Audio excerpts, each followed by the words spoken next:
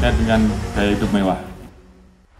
Pak Presiden juga sudah betul-betul memberikan penjelasan secara gamblang, saya kira, masalah kebiasaan-kebiasaan, menggunakan mobil bagus, motor gede, situasinya lagi tidak baik. Saya tahu mungkin keluarga, rekan-rekan juga berangkat dari orang berada, tapi saat ini bukan waktunya untuk dipamer-pamerkan.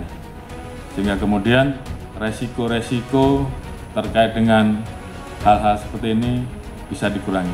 Saya kira STR terkait dengan bagaimana gaya hidup yang sesuai dengan kepolisian, ya sudah laksanakan itu. Dalam hubungan Forkominda, sesuaikan saja dengan yang lain. Misalkan bupatinya pakai Innova, ya jangan kita pakai mobil yang lebih baik dari itu. Samakan saja, apalagi pada saat melaksanakan dinas.